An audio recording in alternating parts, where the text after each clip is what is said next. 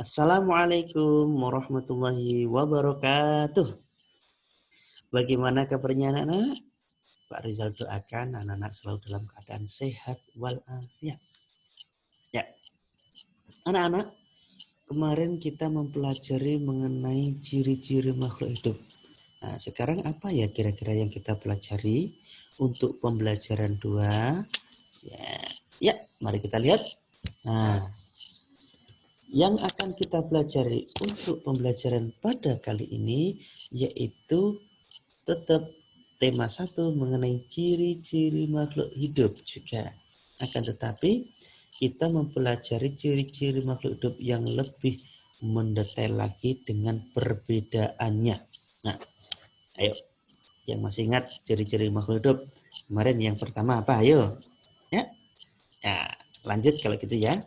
Ya, inilah ciri-ciri makhluk hidup. Yang pertama, ciri-ciri makhluk hidup yang pertama yaitu makhluk hidup itu bergerak. Nah, dengan cara yang berbeda-beda anak-anak ya. Nah, mari kita lihat, mari kita amati ya. Sekarang makhluk hidup manusia. Manusia itu bergerak. Manusia itu termasuk makhluk hidup. Manusia itu bergerak dengan cara berjalan kaki. Nah, sekarang yang kedua yaitu cicak. Cicak itu bergerak atau berpindah tempat dengan cara apa anak? Merayap. Ya, merayap bukan berjalan loh ya. Cicak itu merayap. Nah, dengan menggunakan kaki. Yang selanjutnya yaitu ikan. Ikan itu hidupnya di air. Maka ikan itu kalau di air itu bukan merayap dan juga bukan berjalan. Akan tetapi kalau di dalam air itu cara bergeraknya untuk berpindah tempatnya itu dengan cara apa?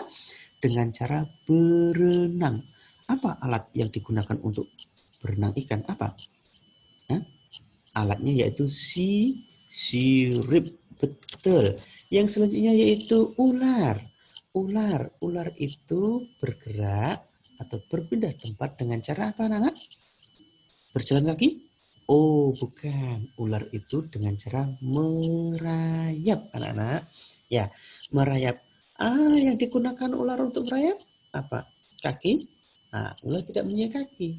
Yaitu yang digunakan untuk merayap ular adalah permukaan perut. Perut yang bersisik. Nah, perut itu sangat berfungsi untuk ular bergerak atau berpindah tempat ke tempat satu dan ke tempat yang lain. Nah, yang selanjutnya yaitu katak. Katak itu bergerak atau berpindah tempat dengan cara apa anak? Katak bergerak berpindah tempat dengan cara melompat. Engko sanoe katak merayap. Bukan, katak itu melompat dengan kaki. Itu tadi adalah salah satu ciri-ciri makhluk hidup yang pertama. Sedangkan ciri-ciri makhluk hidup yang kedua adalah tengtong. Ya, ciri-ciri makhluk hidup yang kedua adalah bernafas, anak-anak. Nah, mengenai ciri-ciri yang kedua, makhluk hidup itu bernafas dan alat pernafasan makhluk hidup itu juga berbeda-beda, anak-anak. Ada yang sama, ada yang berbeda. Nah, di sini Pak Rizal akan menampilkan contoh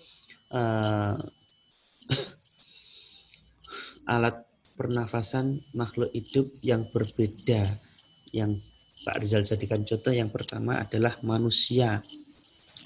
Manusia itu bernafas menggunakan paru-paru. Bagaimana proses pernafasan pada manusia? Yaitu yang pertama, yaitu paru-paru. Pak Rizal bacakan ya. Paru-paru mengambil oksigen dari udara yang dihirup kemudian masuk ke aliran darah dan didistribusikan ke seluruh bagian sel. Nah, ketika sel bekerja dihasilkan gas buang berupa karbon dioksida. Jadi, udara yang dihirup oleh manusia itu yaitu diambil oksigennya oleh paru-paru. Diproses dalam penyaringan, baru diproses paru-paru, udara itu yang dihirup, ya diambil oksigennya dan oksigen itu yang berfungsi untuk tubuh kita, untuk energi, diproses dalam darah, dan dibuang lagi, dikeluarkan lagi dari dalam darah itu berupa karbon dioksida, berupa gas karbon dioksida. Yang selanjutnya yaitu makhluk hidup bergerak yang jadikan contoh Pak Rizal yaitu ikan. Ikan itu bernafas menggunakan insang. Alat pernafasan pada ikan itu insang. Kalau manusia tadi alat pernafasannya yaitu paru-paru. Nah, bagaimana caranya ikan bernafas di dalam air? Nah, Pak Rizal bacakan ya. Yaitu supaya ikan bisa bernafas dalam air, yaitu menggunakan supaya bisa mengambil udara yang ada di dalam air, ikan akan membuka mulutnya supaya air bisa masuk. Setelah air masuk ke dalam mulut ikan, pembuluh darah di dalam insang akan mengambil oksigen yang ada di dalam air. Selanjutnya, udara tersebut akan disebarkan ke seluruh tubuh dan air yang masuk melalui mulut akan dikeluarkan lagi melalui celah yang ada di samping kepala ya. Samping kepala sini. Nah.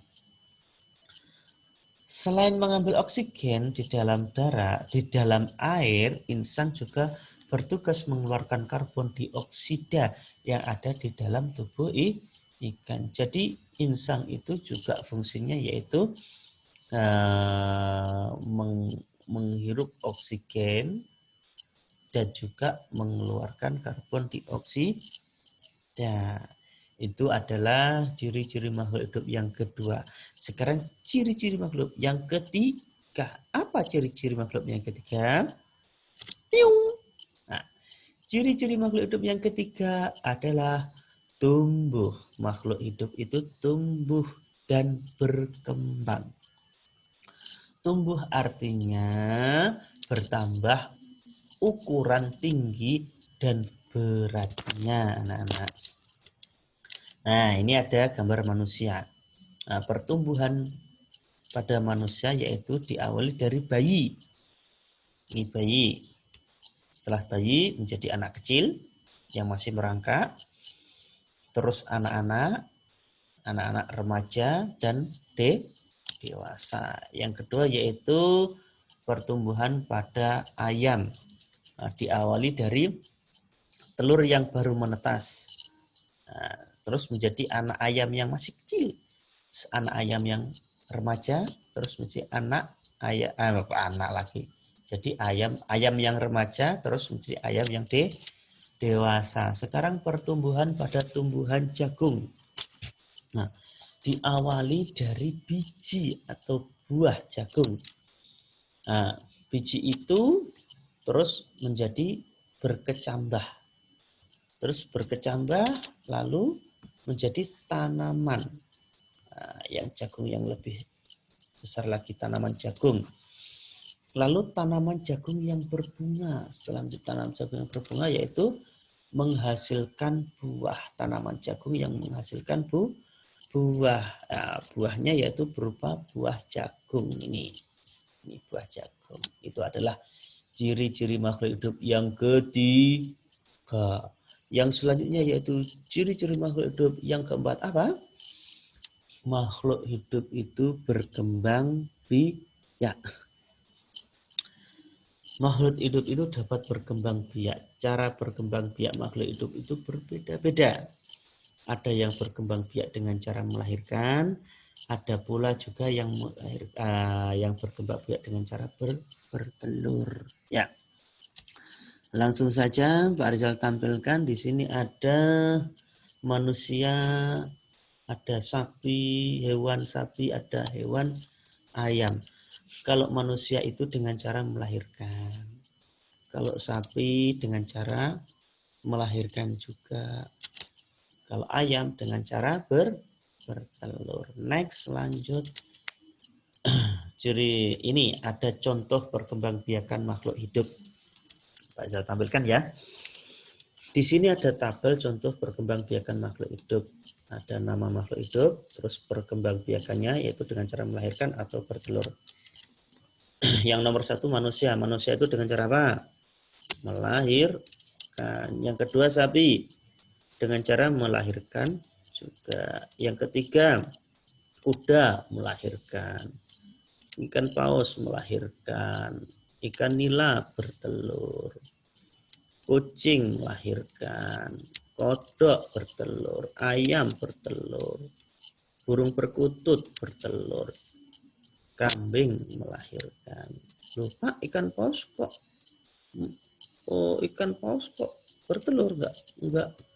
Ikan paus kok melahirkan enggak bertelur? Ya, memang ikan paus itu termasuk salah satu mamalia yang ada di laut. Jadi ikan paus itu malah melahirkan. Ini tadi merupakan salah satu ciri-ciri makhluk hidup yaitu berkembang biak. Yang selanjutnya yaitu ciri-ciri makhluk hidup yang selanjutnya yaitu yang kelima yaitu makan. Makhluk hidup itu memerlukan makanan untuk mempertahankan hidupnya. Makanan dan minuman atau air. Manusia itu memerlukan tumbuhan dan hewan untuk dimakan.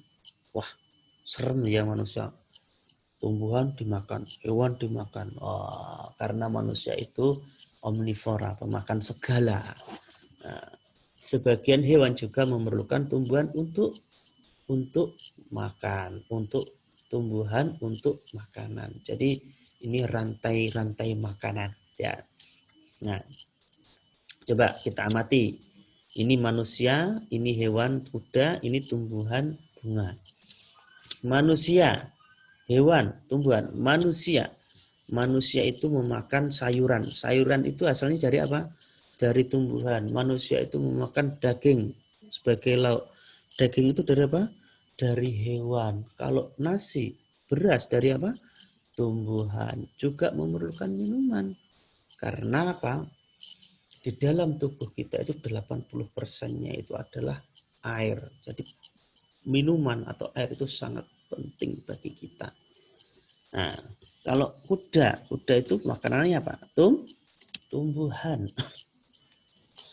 Apakah kuda itu perlu minum? Perlu air? Perlu. Kuda juga minum air. Nah, terus tumbuhan. Makanannya apa?